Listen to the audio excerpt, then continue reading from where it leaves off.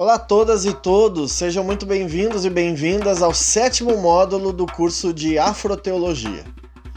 Na aula de hoje falaremos sobre a teologia enquanto ciência, a eixonêutica enquanto método hermenêutico e uma proposta de sistematização da afroteologia. Vamos lá? Teologia é a ciência da fé. É a fé buscando entender. Estudando as origens históricas do conceito e da natureza dessa disciplina, percebemos que a ideia que separou a teologia da ciência se deu mais por questões político-sociais que realmente acadêmicas. Durante todo o período da Idade Média, a ciência foi dependente da teologia sob vários aspectos. Isso gerou um problema, pois a Igreja era a legitimadora do poder do rei, que era quem tinha o poder político, ou seja, era quem mandava na bagaça toda. A burguesia tinha o poder econômico, mas os desmandos dos reis, absolutistas, prejudicavam suas ideias, seus projetos. Então, os pensadores iluministas deflagraram um discurso anti-absolutismo monárquico. Mas como o rei era coroado pelo bispo, o entendimento que se tinha é que o rei estava ocupando esse lugar por vontade de Deus. Logo, ser contra o rei era ser contra Deus. Assim, os discursos iluministas eram predominantemente anti-igreja. Não necessariamente ateísta, mas posso dizer com certa cautela que o ateísmo surge aí.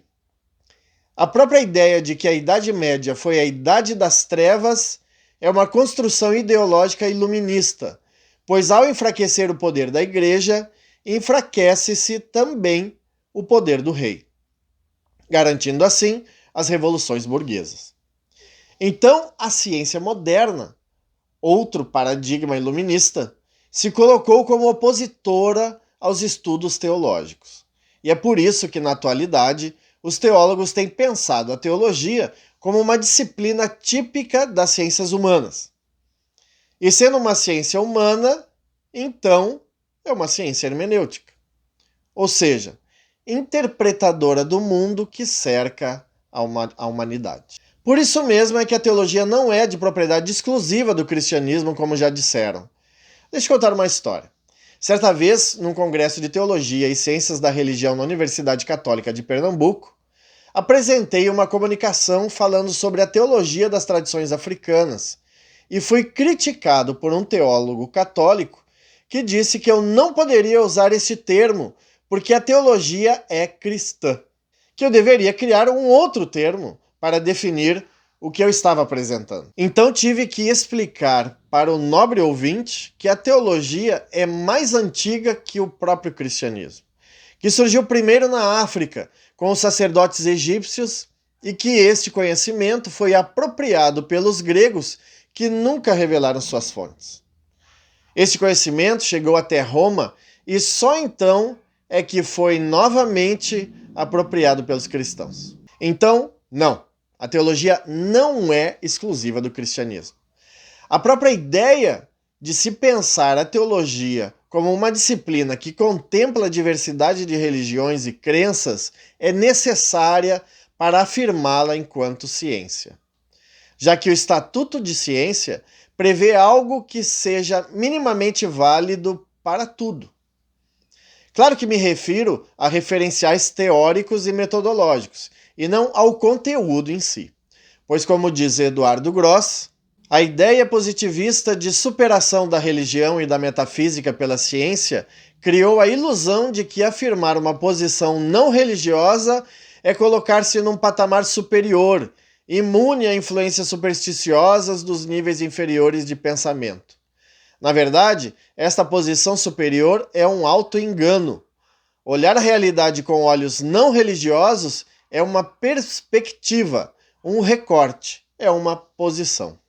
A teologia, tal qual a filosofia, a sociologia e a história, é uma ciência hermenêutica. Isso significa que ela analisa os fatos e circunstâncias, os processos e conjunturas e formula teorias e soluções para os problemas sociais, com a diferença que a orientação para essas formulações é a revelação divina própria de cada tradição religiosa. Exunêutica foi um método que eu criei no mestrado para servir inicialmente de interpretação dos textos que não eram, digamos, mais amplos da teologia. São textos de teólogos, mas cristãos. Então, para que eu pudesse pensar numa teologia de matriz africana, eu tive que exuneutizar estes teólogos.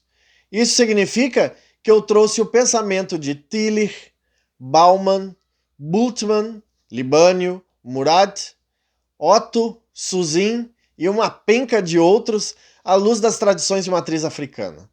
Tive que traduzi-los para essa tradição. Da mesma forma, fiz com filósofos, historiadores e antropólogos, constituindo uma base sólida para a produção de conhecimento. Tenho compreendido que a vivência em comunidades tradicionais de terreiro propõe uma interpretação do mundo calcada nos valores civilizatórios africanos. Uma das etimologias para a palavra hermenêutica é a ideia de que Hermes é o deus grego da comunicação e interpretação. E nas tradições de matriz africana, Exu, que é a divindade da comunicação e interpretação. E é daí que surge o neologismo exunêutica. Em 1972, Juan Elben dos Santos defendeu sua tese de doutorado em que apresenta o que chama de método desde dentro e o define como um método que se apropria do conhecimento simbólico que somente quem é da tradição africana possui. Sob o ponto de vista da teologia, fica mais clara essa posição, pois a teologia é a ciência da fé, não da fé do outro, mas da minha própria fé. Logo, falar de teologia africana é um falar interno. Assim como os teólogos católicos são católicos, os luteranos são luteranos, os que falam da teologia judaica são judeus e os teólogos islâmicos é que fazem teologia islâmica. Contudo, quando se fala de tradições de matriz africana, logo se fala em antropólogos, como se a antropologia fosse a dona dessa tradição, renegando que os próprios vivenciadores possam falar de sua própria fé, seguindo parâmetros da teologia. Já sabemos o que é isso, né? É afroteofobia. Falarei sobre isso no último módulo. Mas claro que não me refiro ao que Engler e Gardner chamam de insiderismo absoluto, ou seja, que só quem vivencia é que pode falar sobre as tradições africanas. Não, claro que não. Mas sim que ao ser de dentro, possuímos certos privilégios na compreensão e apreensão de conhecimentos específicos dessa tradição.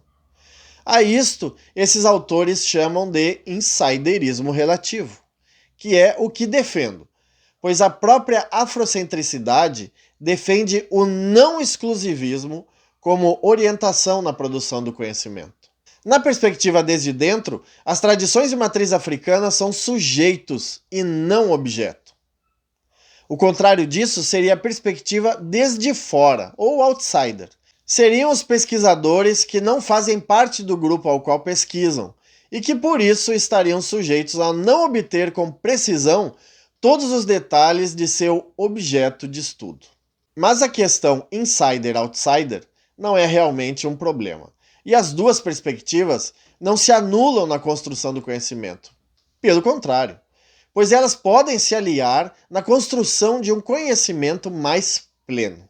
Outro elemento que abastece a exunêutica é a afrocentricidade, que não é a versão africana do eurocentrismo, mas sim uma abordagem epistemológica desenvolvida por Molefi Asante, Maulana Karenga e Emamazama, que também é uma mambo, uma sacerdotisa do culto voodoo do Haiti. E a referência nacional é a doutora Elisa Larkin Nascimento. A afrocentricidade é uma teoria de resistência que surge ainda durante o período escravocrata nas Américas. Todos esses elementos compõem a exunêutica, construída de e para o povo de terreiro em dois caminhos, desde dentro para fora e desde fora para dentro. Ou seja, através da exunêutica, adequamos o conhecimento acadêmico ocidental para a compreensão das tradições de matriz africana, ao mesmo tempo que também apresentamos os saberes das comunidades tradicionais de terreiro para a compreensão dos círculos acadêmicos e das pessoas que não vivenciam esses espaços. Assim, a exonêutica se torna uma proposta de abordagem epistemológica essencial para a construção de qualquer trabalho, não apenas como um conceito filosófico ou sociológico, mas também uma posição política, uma hermenêutica cultural e, sobretudo, uma categoria de análise. Vimos no módulo anterior os valores civilizatórios africanos, entre eles a oralidade como um fator importante, pois é através dela que são passados os ensinamentos que servem de revelação divina na construção da afroteologia. Elenquei alguns elementos que podem nos servir de base para o estudo da afroteologia. Por acreditarmos na essencialidade destes elementos, achamos por bem agrupá-los e chamá-los apenas convencionalmente de Ogban Mefa, ou as 6 sabedorias: Ifá, Oriki, Adura, Orim, Owe e Oro. Ifá é o texto oral sagrado, a nossa Bíblia, por assim dizer, só que totalmente oral. Ela fica guardada na nossa memória, e mesmo que ela seja escrita como de fato existem, mesmo assim, nunca será tratado com a sacralidade atribuída aos livros escritos sagrados. A sacralidade está na transmissão oral dessas narrativas, que tratam na criação do universo, das divindades, dos seres humanos, além de histórias do cotidiano que nos ensinam ética e moral. Os oriki são as louvações, uma série de versos que exaltam as qualidades das divindades e dos ancestrais, embora também seja frequentemente usado para dignificar pessoas importantes, como reis, dignatários e chefes de família. Adura são as preces entoadas em forma de cânticos, porém sem o acompanhamento musical. Já os Orim são os cânticos sagrados dedicados aos orixás, e que lhes servem de evocação e invocação. Neles estão relatados elementos sobre as divindades que nos revelam muito de sua natureza. Nestes cânticos há o acompanhamento de instrumentos de percussão. Os Owe são os provérbios, uma ferramenta pedagógica muito recorrente entre os povos africanos. O último elemento essencial são os Oro, os ritos, pois, como diz Mircea Eliade, os ritos são a expressão dos mitos, ou a representificação dos mitos. Nos ritos, as narrativas míticas estão acontecendo novamente. 3 ritos em especial são a base de nossos estudos afroteológicos sobre o Oro, pois estão presentes em todas as tradições de matriz africana estruturadas na diáspora: o Bori, o Ossé e o Isinku, que serão objeto de nossos estudos no próximo módulo. Bem, pessoal, com isso terminamos nossa aula. No próximo módulo, a afroteologia do Bori, do Ossé e do Isinku. Até lá e bons estudos. Axé! Não esqueça de ler os textos e fazer as tarefas, e se puder, dê uma olhadinha nos vídeos que indico nos demais módulos.